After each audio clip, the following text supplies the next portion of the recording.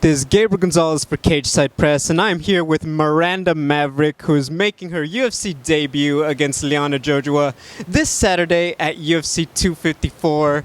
First off, Miranda, we're here, we're on Fight Island, we got the marina in the background. I mean, what's this experience like for you? It's been amazing. It's the biggest card of 2020, so I'm excited to be here, and this is my first time being overseas.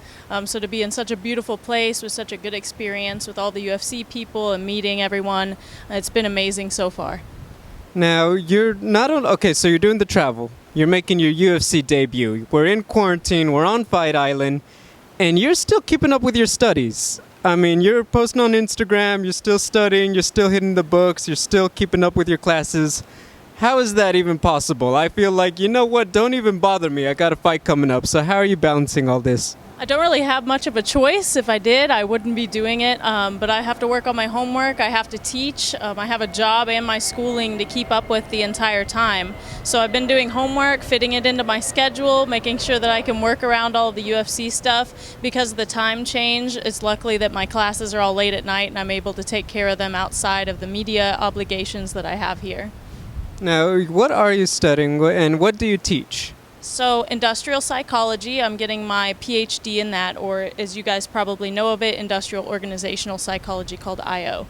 And I'm teaching right now 2 undergraduate classes. One is adult developmental psychology and one is adolescent psychology. So I always just help with the undergraduate classes, and I technically TA, so I'm a teacher's assistant for the school.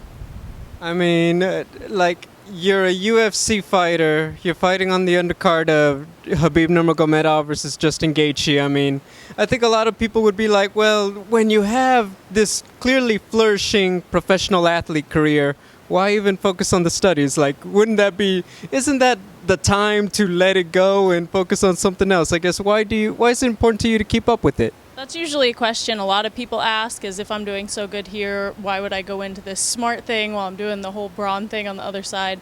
But for me, it's important that I have a future for my entire life. And MMA is a short-lived sport. When I get 35 years old, I'm going to be done with the sport, whether I want to be or not. So I want to have something to lean back on. I want to have an education to where I can go out and get a job, like have a family and be able to live the rest of my years happily instead of struggling for money for that part. And fighting doesn't pay as much as people might think. Like, I would have to have a job even if it weren't the case that I was going to school. So the fact that I'm able to get paid doing school at the same time at least kills 2 birds with 1 stone. Now, for people who don't know, you started out, you got a few fights in Invicta, you did the Phoenix series, and then we saw you fight Pearl Gonzalez. When you go through that, the one-night tournament, and you've been on that developmental stage, what experience do you take from that as you go to the big show now? For me, the tournament was one of those things that got a lot of attention for me since I fought 3 times in a night. Kind of gave me that fame that I hadn't had yet. People started recognizing my name a little bit more within the division especially. And for me, this is such a huge jump, though, to the UFC. Ultimately, it was my dream to be in the UFC. Here I am, and now my dream is to be in the top 10 of the flyweight division. So for me, it's something I've come to expect, even though it's new promotionally, it's new with more people watching. Unfortunately, COVID has taken away the audience, but I still know that there's that huge audience out there watching the fights. But I guess you would say I'm used to it mentally. I've prepared myself, given myself this envisionment to where it's not a big surprise or it doesn't put me in shock when I finally get to it. Now, for people who don't know, and this is their first introduction to you, how did you first get involved in mixed martial arts? For me, I started with Brazilian Jiu-Jitsu. It started as like a self-defense venture when I was 16, almost 17 years old. My dad kind of encouraged me into it by teaching me the basics when I was young. Decided I was going to go into an actual gym and try it. The next thing I knew, within 2 weeks, I grew a passion for Jiu-Jitsu. And by the time I turned 18, I wanted to take my first fight, see how it went. And I told myself 2 things. If I liked punching someone in the face and winning, great.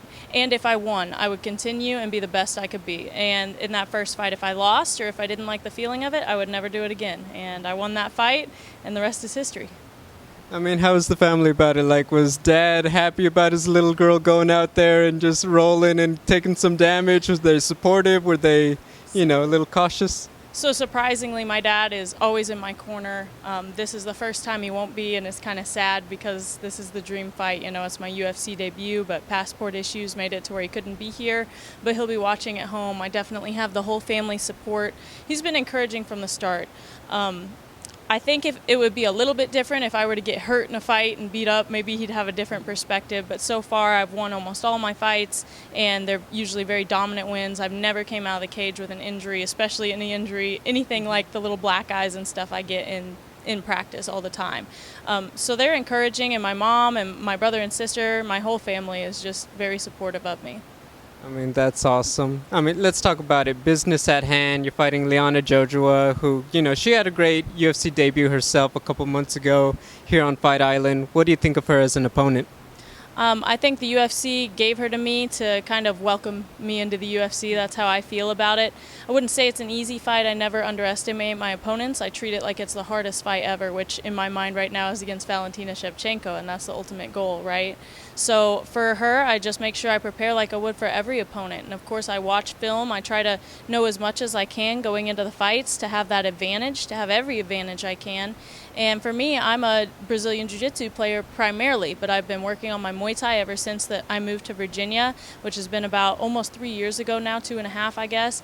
And I feel like I've improved so much. So my striking and my ground game, I feel like I will be advantageous towards her positioning.